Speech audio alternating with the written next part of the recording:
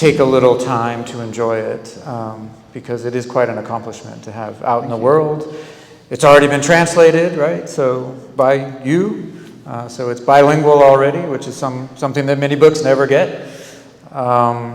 Yeah, so I don't know if I have anything else that I need to ask you. Okay. I could talk more about the book, but I would encourage people instead to go out and read it. Do people have questions about the book? Because I have just read it. He has just written it. So yeah, I see a hand way back there.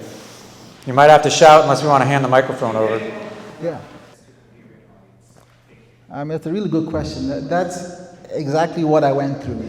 This was another example of me thinking it's going to be a cinch to translate it. But once I started to translate, I realized, yeah, this phrase sounds pretty darn cool in English, but when I do say it in Hungarian, it doesn't quite sound good, and I have to come up with some other way to say it. So that kind of made it challenging. But yeah, so that's I think that's kind of an issue with any kind of translation. You know, it's not a word for word, and sometimes you have to reinvent how you phrase things and so on. I had a question. Oh, my sisters. I know that you wanted to make this also a surprise for us, so I can't wait to read the book.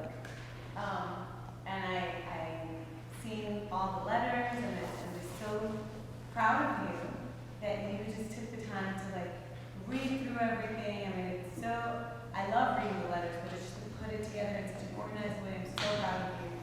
Mom and Dad would be so proud of you. And you did a great job as a firstborn. It's not easy, but you did your job. But I do want to, I have a question. There's different, you mentioned that there's different characters, there's different people in the book that are here. Some people that are mentioned in the book are currently in this audience, so how many people? How many people are currently here who are in the book? Yeah. Well, you're in the book. You even have a chapter dedicated to you. Obviously, both my sisters are in the book. And most notably, I may be missing someone, but most notably the Oconis, who are in the second row.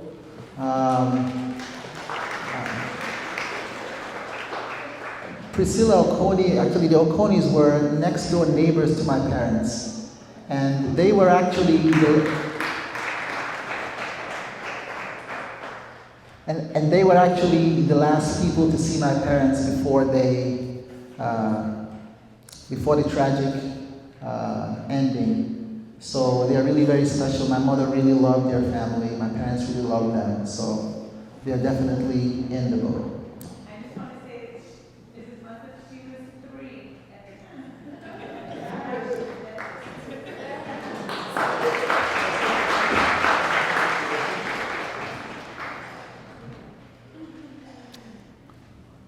Yes. First of all, congratulations.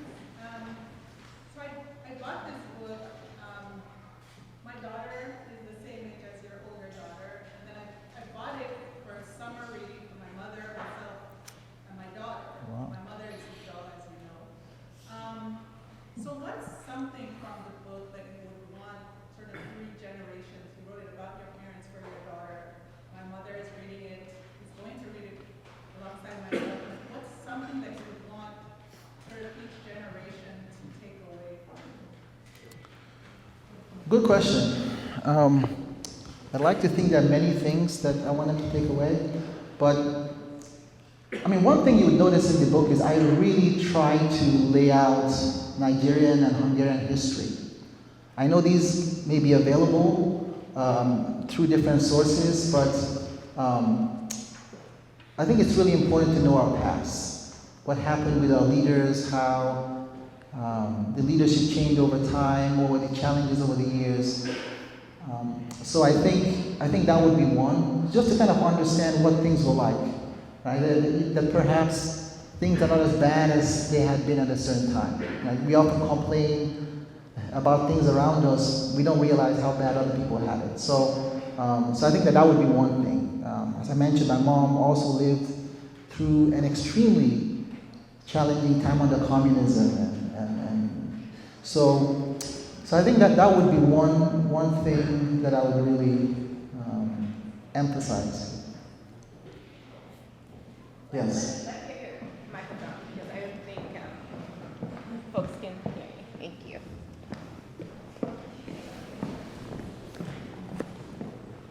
Thank you. First of all, congratulations. Thank you. Proud of you, man. It's a strange question, but I consider it tricky. Just work with me here. I was sitting across from my wife, and while I like reading, I just brought back memories of a movie I'd seen once, and maybe something I'd seen it half of the other son. So I just talked to my wife. I said, he's reading, and I just imagine this being a movie already. You know, man. That's kind of what I was thinking. And like I said, just humor me. If you were to have someone cast this movie, Oh. who would play it? That's a big question. Who would play mom? Who would play you? Take it as far as it goes. Oh boy. Let's start with like 4 people or 5 people.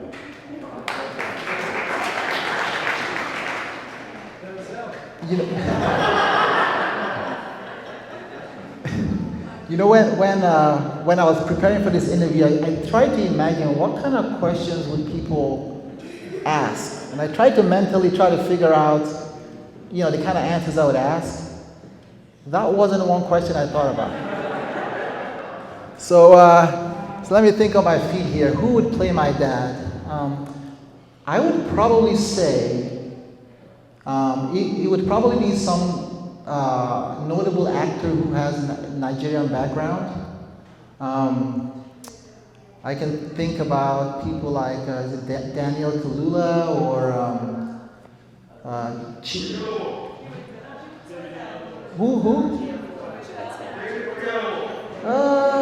Well, I don't know. I mean, my Chiwetel doesn't look as much like my dad, complexion-wise. And I'm kind of blanking on the names, but it would definitely be somebody. Who is the other guy? He played Martin Luther King. Who? John Boyega would be good, but there's another one who played Martin Luther King with Oprah. Oh, Oyelawa. Yeah, I could see someone like that. Because he's dark. Who?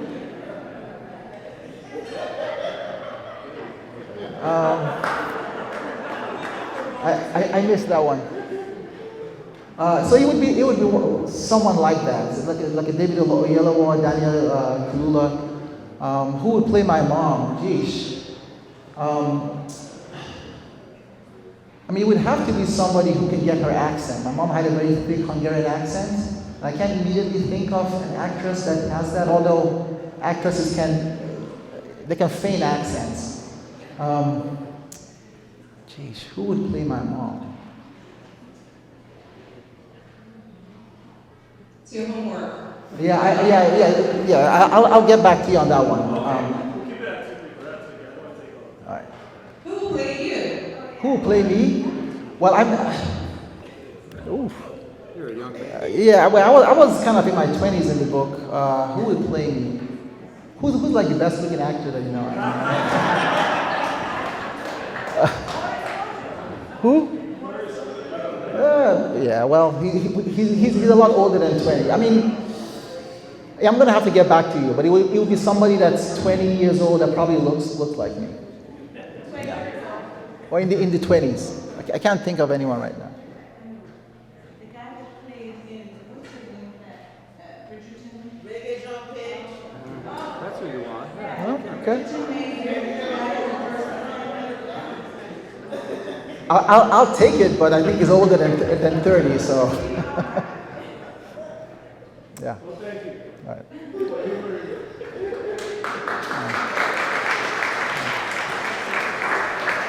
Are we? Any other question? All right. Second question. Congratulations again. Thank you. On your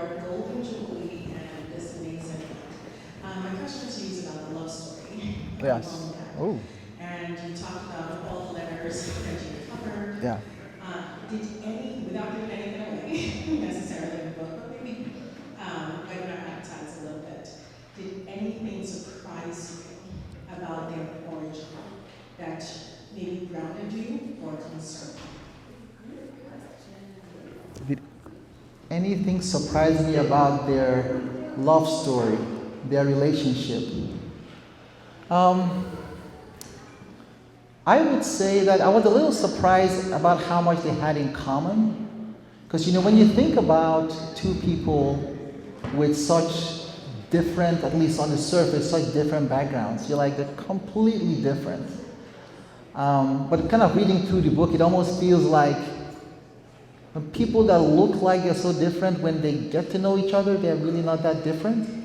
Right, so, and it really took a little bit of research. I sort of mentioned a little bit to you about their background in religion, or, yes, they both had wars, they were different, but it's kind of similar in many ways. And so that would be one thing, it's just how much similar they are, despite not looking like it on first glance. Yeah. Well, thank you very much. This was fantastic. I do have to keep us Keep us rolling.